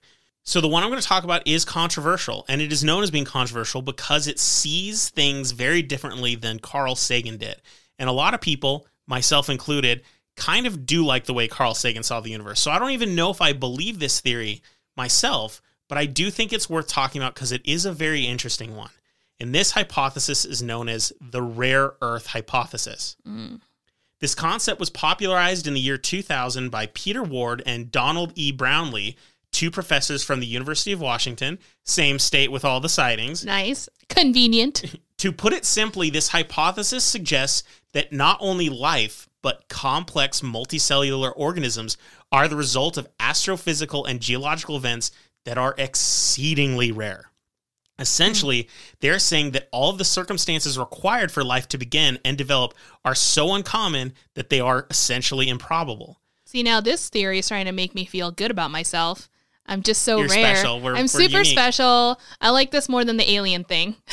Well, there's a lot of ways to look at life and our existence. Some are scientific, some are religious, some are all these things. Yeah, of course. And some make us feel very unique and special. This is kind of one of them. I don't know if that's why they came up with the theory, but it definitely leaves that feeling. I mean, it's kind of cool to just come up with a million different theory. I mean, at this point, this actually makes sense too because we have no other information really providing that they're there's this whole civilization. We don't know that. The only thing that we've seen so far or from past stories and even reports that you just gave were orbs about the neighbor's house over the neighbor's house. Absolutely. That's not a lot. That's not necessarily a civilization. and our impact on the universe is actually one of the things that we should talk about when we talk about why this theory has problems. Yeah. But one of the major arguments this theory makes that it was suggested by Ward and Brownlee is that our analysis, and that's why it's such a recent idea in the year 2000. It wasn't something suggested 100 years ago or anything like that, is that recently we've been able to, with our new telescopes and our Hubbles and all of these amazing things that we have, we're able to see farther into the universe and analyze more and see more. So we're getting a lot more information, which is kind of changing our perspective a little bit. And so the analysis of exoplanets and the rest of the observable universe has begun to suggest that our situation is not common or typical. So exoplanets are essentially planets around other suns, other stars out there, and we've actually been able to start getting data of them, and we can start telling how big they are, how close they are to their stars and everything. And what we're starting to notice is planets like Earth aren't as common as we thought they were going to be, and it's kind of shocking. In fact, the number of planets we found in the habitable zone, and the habitable zone refers to a very specific distance from the sun where radiation is low enough that it won't destroy everything on the surface, but it's close enough that it's still getting the heat you need so that it's not just a frozen wasteland. That's the habitable zone, and terrestrial planets means that they're rocky and not gaseous or gaseous like Jupiter and whatnot, so we kind of need all these very specific things. And we're finding that either the planets are just too big, so if we landed on them, the gravity's too high, or they're too far away, or like too close. Nothing fits Earth, which is our gauge, right? Exactly. Like, is that what you're saying? Yeah, okay. And so we have, how many terrestrial planets do we have? We have Venus, Mercury, Mars. It's now a dwarf planet, but Pluto, and all of them are terrestrial, but they are all in very bad locations. Right. So they can't really do anything. So we're starting to notice as we're looking out, at least as close as we can with all our new technology, and going, wow, we thought we might have seen a couple more Earths than we have. And we are still finding stuff that could possibly be there, but it still seems a little bit weird. So this is kind of their argument. And the other argument that they make is that there is something very specific about Earth in our solar system that isn't just our proximity to the sun or that we're a rocky planet. It's that we have a magnetic field, which is essential to helping keep as much radiation from getting to the surface, which is not something all planets have. In fact, it's not that common. But also that we have a tectonic movement. Right. We have a very active planet that's our alive liquid core in a weird way. around, and that's also not that common. And that would have helped bring things like biodiversity, but also that kind of shifting planetary surface allows different elements and whatnot to move to the surface and everything, allowing the opportunity for all the building blocks of atoms and cells and molecules to find some way to get together over millions of years to start forming cells and life and everything. Once again, what we see with these exoplanets, we only have a little bit of information. We can't tell if they have a magnetic field. We can't tell if there's tectonic formation. What would adapt with that kind of atmosphere, and if that was even going to happen. And one of the theories that totally loves, and I'll get to it on another episode, totally loves the idea of alien life but still thinks we haven't contacted them is just what you said. And it's the idea that there might be life out there. It just doesn't look like ours. It doesn't fit our agenda, our criterias, our categories, our basis of what we believe life means. The science fiction term that is loved by many writers is silicon-based life forms. Oh, right. Weird creatures that are not carbon-based and don't require the building blocks, because who says that life can't form in a different way? And we just aren't used to that. And that might exist. Yeah. And they might not do so good on this planet. You know, if they came in, they're like, what is this? Air? Yeah. I think one of the reasons I find this theory at least interesting, I don't know if I believe this theory, but when they talk about how rare it was, is I remember back when we took biology, I did it in high school, you did it into college, so you know even more than I do on this, so please correct me if I'm doing anything wrong. But I remember that we talked about mitochondria, and we had to talk about everything that was inside the cell, the organelles, if you will. The mitochondria was always something that really fascinated and weirded me out, because it's called, I think the common coin term was like the power cell. The powerhouse. And it kind of gives the cell energy to do all its cell things. But the weird thing about mitochondria is it has its own DNA that is separate from the DNA carried within the nucleus of the cell. But more importantly, which is why it's only through the mother. Absolutely. And that's why it's not a, recessive and combination. You're right. Absolutely. And so that whole thing, the mitochondrial Eve, how we're able to trace ourselves back to a common ancestor is all about the mitochondrial DNA. And that's a whole different can of worms. You should totally Wikipedia if you're interested. But the thing that's interesting about mitochondria is its own genome, has its own genome. It's a lot more like bacteria than it is like human genome. Yeah. And so one of the big theories there is that back in the day when we still had single cell organisms, we're talking, billions of years ago, that you had all these different kinds of cellular organisms. Some were anaerobic, some did prokaryotic, all these different things that did different stuff. And all of a sudden you have whatever the mitochondria was, and whatever the cell that is what we have now that wasn't the mitochondria, somehow the mitochondria got stuck inside the other cell. It penetrated the wall, got stuck in there, and instead of it just being this horrible thing where everything died, it somehow worked. It worked, and it kind of was okay. And which is why they say it's like a building block. It's not like exactly. Well, you're seeing it like as it got stuck versus it was the only reason why we exist. So it wasn't like, I see what you mean, like by chance it worked out. Okay, yeah. And so the assumption is probably cells were hitting each other and getting injected into each other. And all then this they stuff's blew up. It was always bad. Yeah. And we had billions of years, like when Earth was forming, where there was no cellular life whatsoever. Mm-hmm. And then all of a sudden, something amazing happened, and we're not even going back that far, where single-celled organisms started to exist, and those existed for billions of years. Nothing else happened. Billions of years of just these super tiny, weird life things moving around. And it took billions of years. It didn't blow up. Yeah, What? It took billions of years for this one accident to happen that just happened to be advantageous. We have that.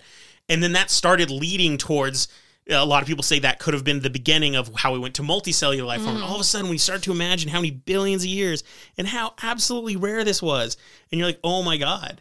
You start to think the idea that this isn't that common starts to kind of take hold. And you're like, okay, I'm beginning to see the theory. And not even 100% knowing the process, obviously. Like, we're like, we're pretty sure, this is how it would have happened because we can now take apart the DNA sequence and everything and understand our bodies a lot better than we ever could. Absolutely. But we still don't know how it happened.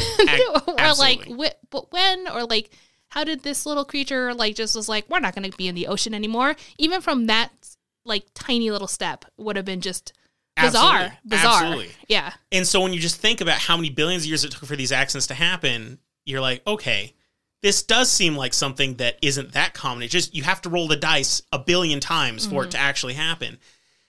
And then if we just say, let's say that happens a lot more regularly than it just feels like after we discuss that, then the other issue we have is intelligent life. And I don't mean this in a disrespectful way to animals. I mean like human cognitive thought, like being self-aware, that kind of intelligent life. I know animals are intelligent, stuff like that. I mean very specifically our kind of level of intelligence when you realize that as multicellular life forms have existed on Earth, dinosaurs, they were around for 165 million years? At least. And they obviously never developed technologies or anything like this. They were around longer than humans will ever be around. And they never developed on that. And so it took this long, these many millions of years with multicellular actual animals. Very complex, just giant to creatures. get to the point we are now. And all of a sudden, it starts to overwhelm you with, oh, wow, this does start to feel pretty rare. And so you think to yourself, what if life is common, but does that mean intelligent life is common? Right. And so that's kind of the main theory that's going on here, is the idea is that what if the reason we haven't run into people is we are kind of alone? Yeah. And that's a very, yes, it makes us special. It also makes me more worried about what we're doing to the Earth, because what if we're the only ones and we're getting rid of our There's nowhere, we can't go anywhere. Getting rid of our only home. But it also makes me feel very lonely. Yeah, I can see that. And so I can say that, I appreciate all you guys taking a moment to think for a second, what if aliens have never been here, and what if we have had no contact, what one of the theories is. And it's a very lonely theory. And I think there's arguments to suggest why it could be true. I don't think I believe it, but I do think that it's something that's very interesting. And I do think it bleeds into things that are going to be talked about in other theories that I talk about in future episodes. But one of the other things is, let's take that we are an intelligent life form, and let's just say there's a lot of other good intelligent life forms out there for sure. We've only been able to get into space for 50 years? No, more. I mean, it's been more now. I meant living creatures. So Sputnik went up in the 50s. So I see. I can't remember when Yuri Gagarin, the first human in space, the Russian cosmonaut, off the top of my head, I can't remember. I want to say it was the early 60s, but it might have been the late 50s. But so we're talking 65 years or so in that range. And we still haven't gone beyond the moon. And let's be honest. Well, human, you mean? Yeah. Humans have not Yeah. And your average American goes on a road trip longer than anyone's been on the moon. Yeah. So it hasn't been for a very long time.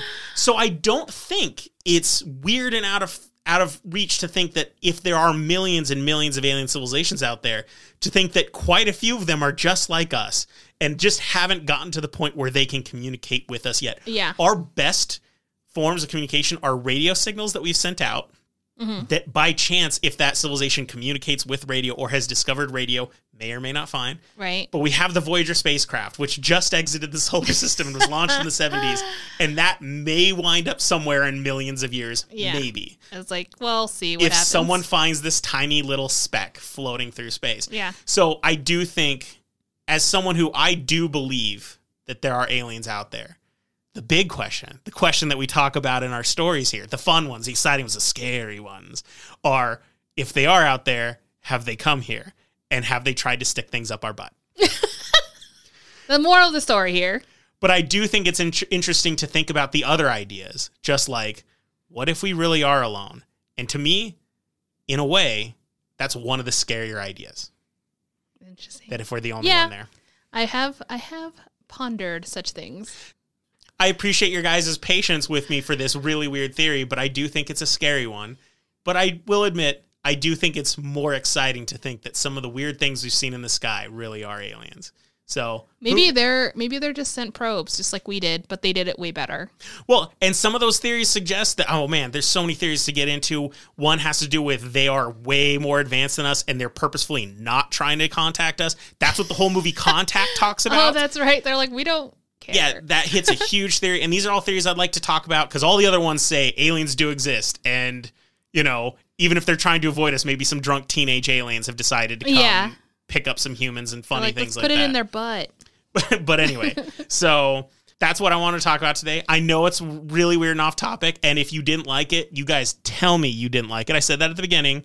Send me an email. I loved it, and I don't think there's anything wrong to, like, kind of ponder something a little too real. I mean, you know, we get lost in our own little world here at Hair of the Werewolf and talk about, like, the crazy and, you know, the supernatural and the paranormal and other realms and, like, UFOs and things that are, you know, even space travel that we are theorizing that we just accept UFOs are real. So we're like, if they were real, maybe they were time travelers. Like, we go pretty bizarre. Absolutely. And I don't know, this one really made me kind of scared in a different way. Well, and this theory actually there's a bunch of ufologists who actually devoutly follow this. Yeah. And they believe in UFOs. They believe in the rare earth hypothesis because their theory, something we've talked about before, is that UFOs are humans from the future. Right. They're like, it's just so not possible that there's anything else. It's got to be us. And their argument is the reason they're coming back is something's wrong in the future and they need shit from this time. Oh, no. Meaning they need to find genetic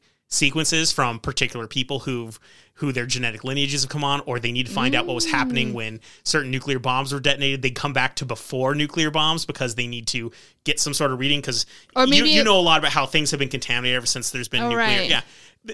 So there are ufologists who do believe this because UFOs aren't aliens. They're us from the future, which is kind of aliens, but not aliens. Which is almost like you believed in the theory so much that the only way that these things could have existed is because it's us.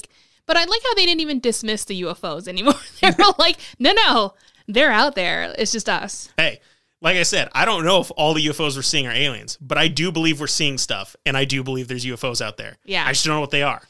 And that's what we cover here. I love it. That was nice. Informatively creepy.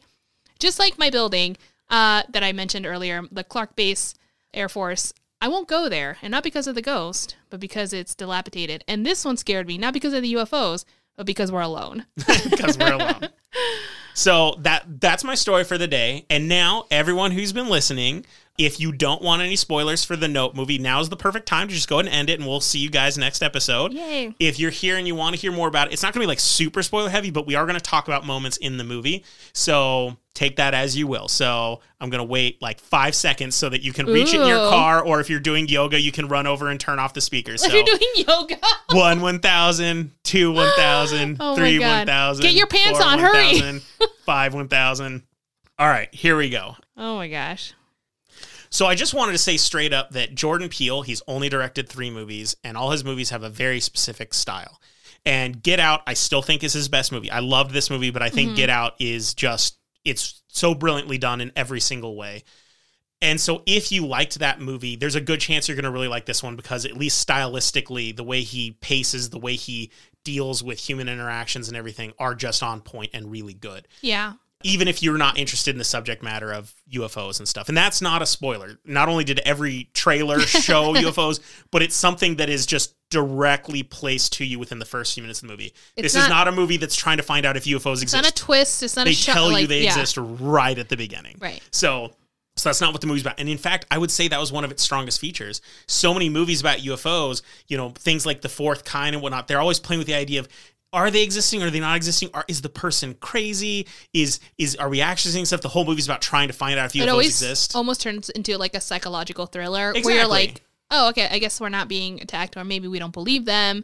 Yeah, you're right. There's nothing wrong with that, but it is a trope, meaning it's common. So it's kind of refreshing to see a movie. It's like, no. UFOs exist. We're going to make a movie where you just go with that. And that, I think, was its strongest feature, because I think it makes it one of the more unique UFO movies I've seen. Yeah. Kind of in the same line as Arrival, but they're very different movies.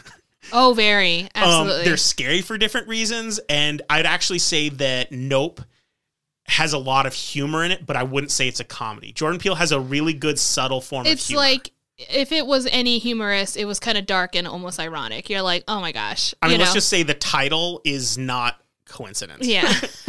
So I think the movie was really well done. The actors they got are absolutely amazing. There's just some scenes that still are burned in my brain today, including one of the opening scenes where a lot of stuff falls from the sky. Like coins and keys and stuff. And I'm not going to tell more about that scene, but I think that was my favorite scene in the movie, because it kind of established the tone of the movie, where it's like, get ready for something very weird. Right. And that is true. Like, we never hear aliens throwing things at us, or like, or they're like, why is there stuff falling from the sky? Usually it's stuff running away from us or something like that, or taking away things like our cows, And this was a movie that definitely played with the idea of how weird it would be. And that's actually kind of a theme in the movie that they established with some of the other stuff you talked about earlier at the beginning of the episode, that they've kind of got these simultaneous stories that they're kind of telling. Right. And one of the big things kind of has to do with this idea of, they remind you this is alien. Like, it's not going to be normal. Right. And that's why it works so well in the movie. And so just believing what even stories that we would have told in this podcast, or any like movie that would have preceded Nope, it wouldn't have followed the rules. Yeah. Or like, and it wasn't something that you should have either. It was like, why is it here? Yeah. And it was scary. So can I make a guess that your favorite scene, and once again, to avoid deep spoilers or anything, was it the scene at night in the barn with the light going on and off? Okay. To not say anything else, because I think for people who want to see the movie, that's too much of a spoiler to say anything more than that. It's top. It's top. Sure. Well, then what is contending? Tell me. Okay, so there's a few. I would say, like, okay, that was so classically what I would expect in a movie, that it was like the scene. Yeah, but I'm so also terrified of aliens that it hit me hard. So like it was, like it wouldn't have been like, oh, another possession, nothing like that for me. I would have been like, oh, this is classic, but this is classic, and also probably not scary for other people, but for me it was, and that's why I really liked it. Now, with the other parts, it's the new information that we get that I never ever thought a UFO would be. Oh yeah, yeah. That to me was new, and I was like, okay, well, come on, that's amazing. And then obviously it's just the whole movie. Like, it's so hard to pick a scene because there's a lot of memorable ones. They were all just kind of related too. It was a in my opinion, a pretty complex jumble of information that you can't like something without liking something earlier because they're connected. Yeah. I don't know if that makes sense. No, I completely agree. And I we're not giving any spoilers, which is really hard to talk about it without sounding like an insane person. Yeah, but I do think one thing we can talk about without giving away spoilers, but people who have seen it and are listening to this right now, is the ending. Yeah. So when we were driving back from the theater, a conversation about the ending came up. Now, I adored the ending. The route it took, the way it tried to do the ending, it worked for me. Everything about it, I felt very satisfied with the ending. Yeah. Whereas our friend Lisa she had some very valid criticisms about things that she wasn't crazy about that came with the ending, where she said it didn't work for her. And I'm imagining that the audience is probably going to be pretty split on that. And so for like anyone who doesn't know what this movie might be about, basically there's a UFO, and for whatever reason, it's very involved in this very, very tiny, nothing town. Or rather, it's like some ranches. It's not even a town. I wouldn't say a town. It's just like it's like the outskirts of a town where there's just some farms. Yeah, it's far out in LA, like out of LA, but near enough to Hollywood. Exactly. And 100%. Like that's what it is. And so it's in the desert, and there's this UFO that just has every once in a while been appearing, and they're starting to find out. They're starting to see it. They're starting to finally see it, but there was obviously like this kind of notion that it might have always been there. But now it's like aggressive in some way. We know it's at least been there for over 6 months. Yeah, exactly. And so, and it's just progressively, the situation is getting worse. Yeah. Like we said, this isn't a movie that says wonders whether or not UFOs exist. This is more of a movie about them trying to prove to the world. To prove to the world, and why is it so pissed? Like, why is it like now doing what it's doing? And I would say that along with the movie Arrival, the movie with Amy Adams and Jeremy Renner, not the 90s movie with Charlie Sheen, The Arrival. Oh, right. Which is also about aliens, but that was not a good movie. I never saw that one. I got to show it to you so you at least understand what I'm talking about. You're going to hate it. Oh, good. Probably some of the most unique representations of non-human life I've ever seen. And at the very least, whether or not you like the movie, hopefully it'll at least inspire you to wonder. But I will say that whether or not the movie's a scary movie is up for debate. Do you think it's a scary movie? I would say like the first half for me was scary, and then it becomes a thriller, suspense. You're still very engaged because you actually care about these characters. You're wondering how it's going to end. You're wondering what this thing is. Like it still grabs you, but I wouldn't say I was scared. It's not. I agree. Your traditional. It's not like Fire in the Sky scary. Yeah. Which I don't know how many people think that's scary, but I think it's scary. And so this was just a really well-made movie, and I loved it. Yeah. I'd say it's a suspense movie with some very scary moments. Yeah. They're disturbing moments. Right.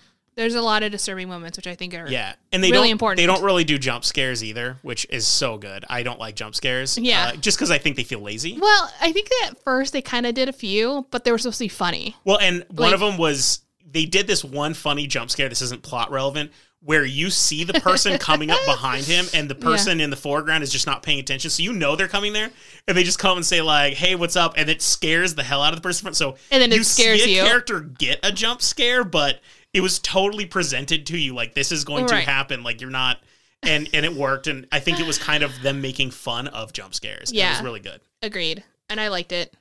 But I would say, I recommend it to everyone. Oh, and one other thing that people are wondering is, should you see it in theaters or not?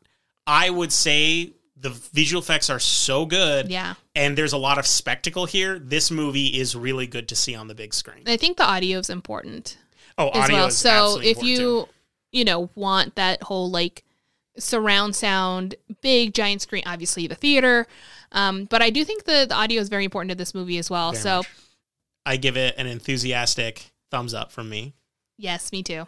So 2 thumbs up from the Hair of the Werewolf people that most of you have never met. So our opinion shouldn't matter, but we're telling you to go see it. This is the only opinion that matters. We need more. We need more UFO movies, especially good ones like this. Agreed. So we hope if you have a chance to see it that you also enjoy it, and we didn't just send you to something you can't stand. Yeah. So, but I think that brings our episode to a close. Yes, I think so. Thank you guys for joining us, and I hope some of you were pleasantly creeped out by the stories this week, or at least had to think about some stuff for a little bit. If you have any comments, questions, personal scary stories, or you want to judge us, just tell us by dropping us a line at I want to say don't judge me. I can't handle it. So drop us a line at hotwpodcast@gmail.com. For those of you listening to us at work or while driving, we hope you have a great day. And for those of you that are drinking, we hope your tomorrow isn't too rough. And if you are listening to us because you had too much fun last night and you are suffering today, don't worry, because the best cure for a hangover is fear. Bye. See ya.